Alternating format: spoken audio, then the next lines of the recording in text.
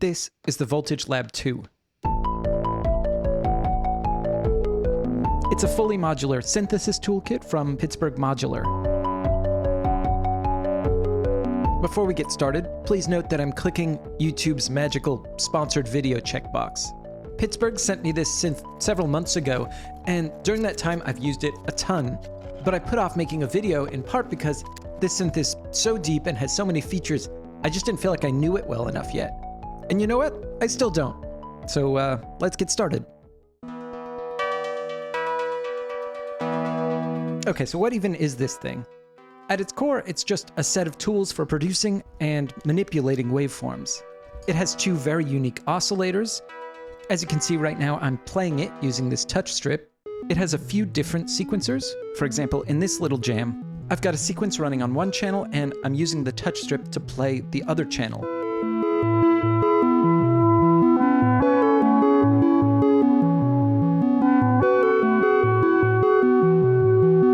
These components are designed to work together as sort of a cohesive instrument, kind of like the Buchla music easel.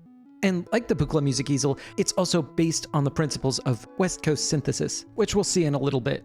Instead of just listing features at you, I'm planning to focus on how I've been using it to make melodic electronic music. So let's rip out all the cables and start from the beginning. So the Voltage Lab is fully modular, which means that when you first turn it on, it doesn't make any sound. You need to add patch cables to hear something.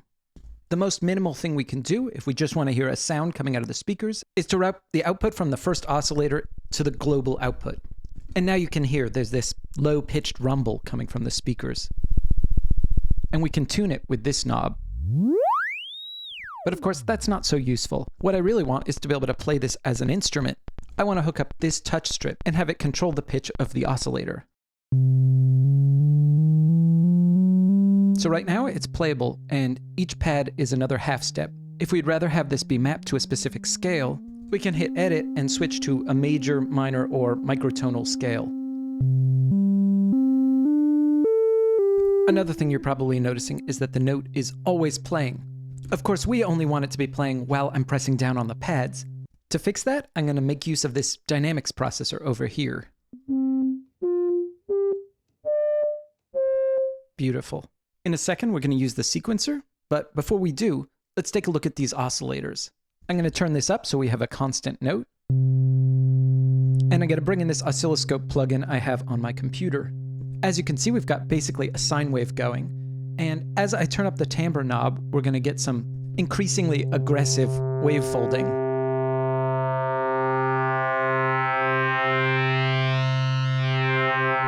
This kind of oscillator was invented by Pittsburgh Modular. Unlike a typical wavefolder, which reflects a signal at its peak, this does something called center clipping, which allows you to modify the top and the bottom of the waveform separately. Of course, right now we're starting with a sine wave and we're clipping that, but you can actually switch waveforms with these buttons.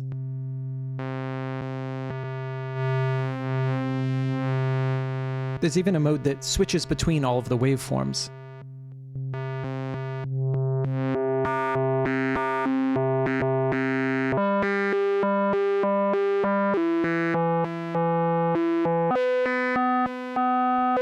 I'm going to stick with a sine wave for the time being. Okay, now that we've got our first oscillator set up, let's check out the second one, which is actually completely different.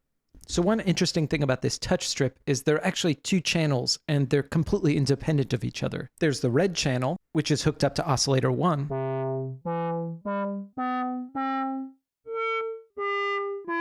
This thing sounds so good.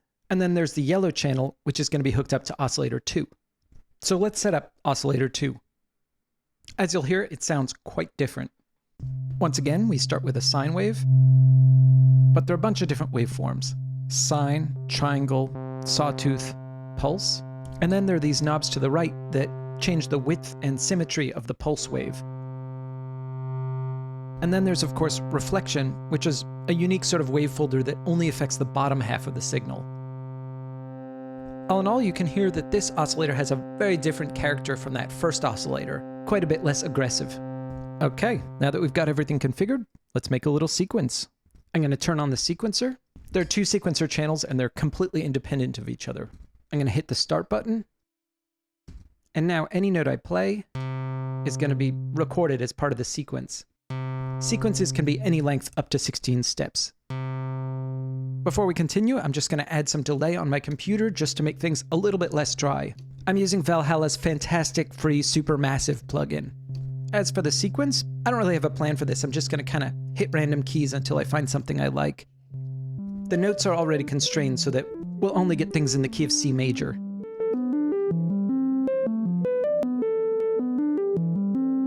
The sequencer is incredibly deep. You can control the probability of a note actually triggering. You can have it running forwards, backwards, randomly triggering. You can even use an external voltage source to scan through, effectively running your sequence in any order you want. In addition to sequencing notes, you can also program sequences of voltage values that can then be used to control just about any aspect of the sound. By the way, I've just switched my configuration a little. I'm now using one of these function generators to change the shape of the note. I think it sounds a bit nicer. Let's play with the wave folder a bit.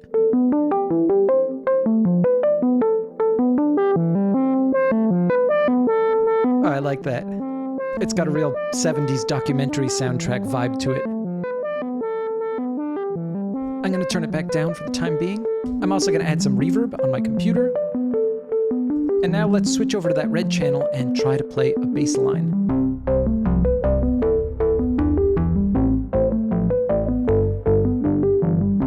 And just like that, we've got ourselves a nice little jam.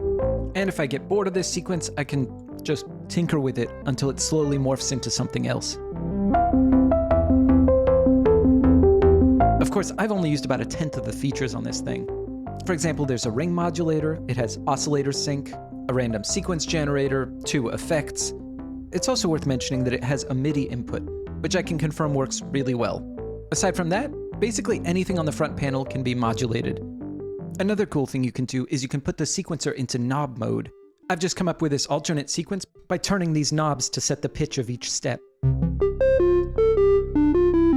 All in all, I really like this synth. It sounds great, and now that I understand its internal logic, I find it really inspiring. In some ways, this really feels like a synth for grown-ups. Of course, because it's a fully modular system, there is a learning curve. When I first received this, I set it up in my dining room, hooked it up to the stereo, and every day I spent maybe a half an hour messing with it. I would say it took about a week for me to really start producing music I liked on it. It goes without saying that the vast majority of analog synths are Moog-style subtractive synths. I've owned many over the years, and I love them, but a big reason why I want to make a video about this synth is that not only is it not part of that lineage, but it has a handful of features that are completely unique. Most notably, its 2 innovative oscillators, as well as its super flexible but somewhat idiosyncratic sequencer, which I'm still constantly surprised by. The fact that these are all packaged into a holistic system, an instrument with its own philosophy, makes it feel like a real statement of intent on the part of Pittsburgh Modular. Like this is their vision for the future of analog synthesis, and I think that's very exciting. Okay, I think that's it.